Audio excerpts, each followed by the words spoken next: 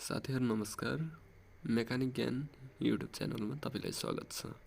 आज हामी गइरहेका छौं मोटरसाइकलको पुरानो स्पार्क प्लगसँग नयाँ स्पार्क प्लग कसरी रिप्लेस गर्ने। यदि जान्न चाहनुहुन्छ भने सुरुदेखि अन्त्यसम्म स्किप नगरिकन यो भिडियो ध्यानपूर्वक हेरिदिनु होला।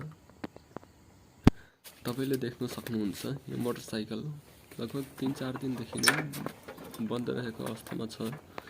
यसलाई धेरै प्रयास गरेर स्टार्ट गर्न सकिन्छ।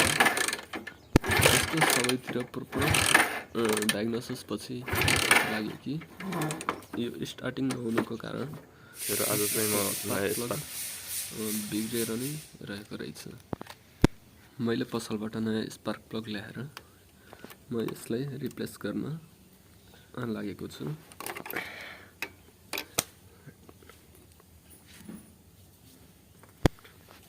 यस स्पार्क प्लगलाई 16 को सकेट रेन्ज अथवा हलो सकेट छ, यसैले खोल्न सकिन्छ अथवा लामो खालको सकेट रेन्जले खोल्न सकिन्छ।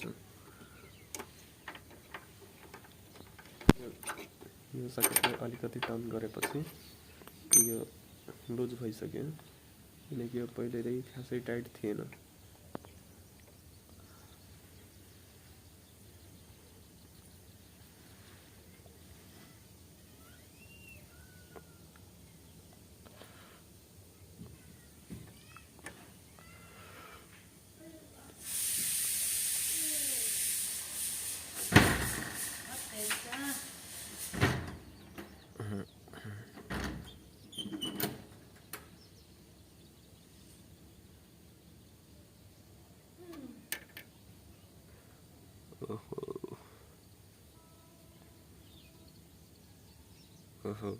हेर्नुस्,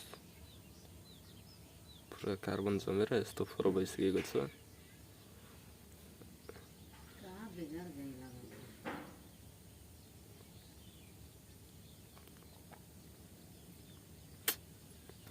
तपाईहरु यसमा देख्न सक्नुहुन्छ इन्जिन ऑयल र यो पेट्रोलको मिक्सचर यसमा सबैतिर टाँसिएको रहेछ।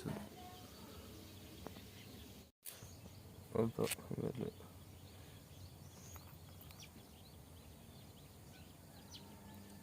स्पार्क प्लग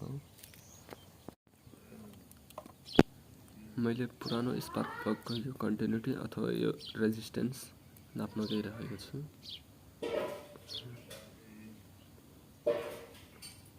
कुनै पनि कन्टिन्युटी छैन र स्पार्क प्लगको त एउटा गर्दाखेरि यो अर्को टुप्पो मात्रै बिग्रिसकेको छ। कन्टिन्युटी हेर्दाखेरि त ओपन सर्किट 0L देखाइरहेको छ, भनेपछि यो यसको भित्रपट्टि सबै बिग्रिसकेको छ। यो अर्थिङसँग जुन यो बडीसँग कनेक्टेड हुन्छ नि, यो कन्टिन्युटी छ 16 को बोल्ट त्यो चाहिँ कनेक्टेड छ।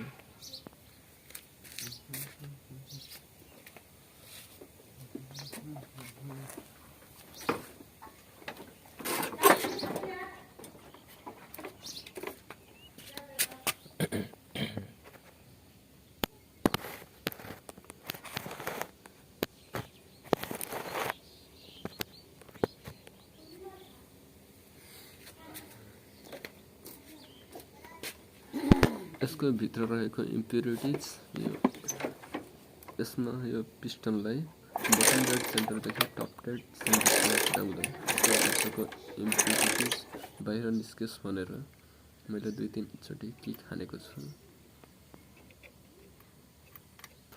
र यसरी नै अब बिस्तारै बिस्तारै ह्यान्ड टाइट गरिदिने। त्यसपछि पुरै थ्रेड लागिसकेपछि सकेटले टाइट गरिदिनु।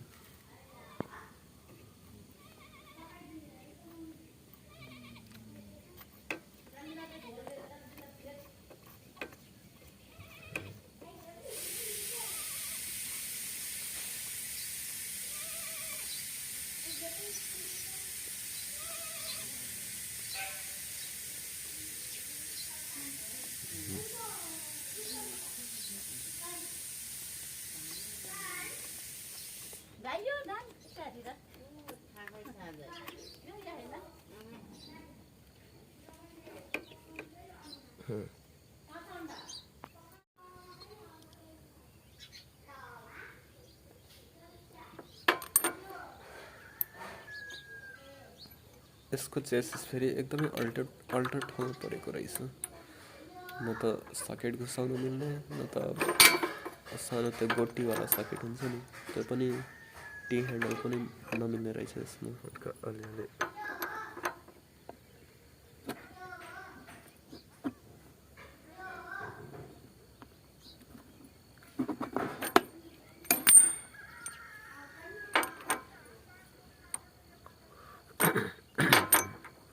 यसको चेसिसले गर्दाखेरि मिल्दै मिलेन।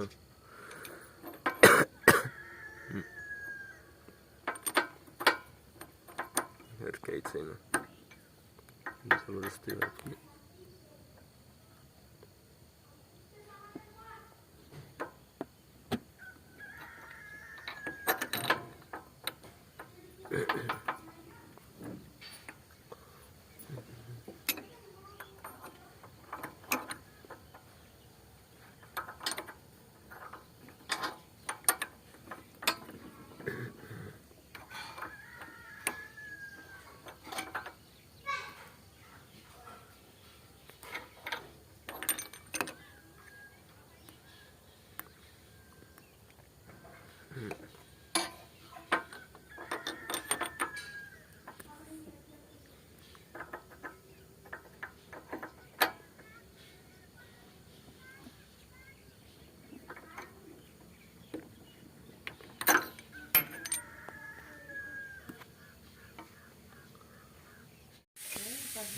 हामीहरूले चाहिँ यो स्पार्क प्लग फिट गरिदिन्छौँ।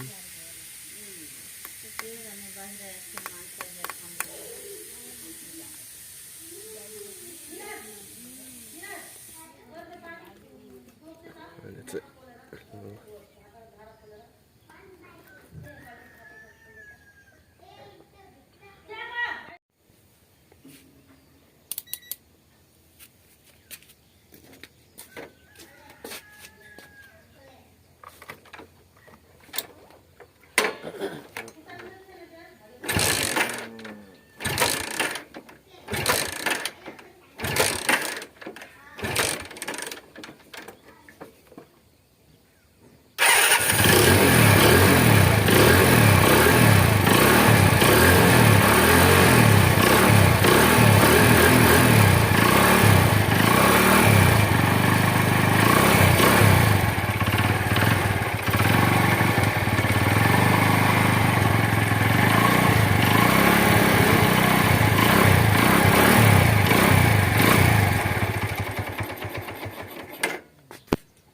स्पार्क प्लग चेन्ज गर्ने तरिका यसरी नै अपनाउनु भयो भने तपाईँ पनि अवश्य नै आफ्नो मोटरसाइकल स्टार्ट गर्न सक्नुहुनेछ। भिडियो हेरिदिनु भएकोमा धन्यवाद र लाइक र सब्सक्राइब गर्न नभुल्नुहोला।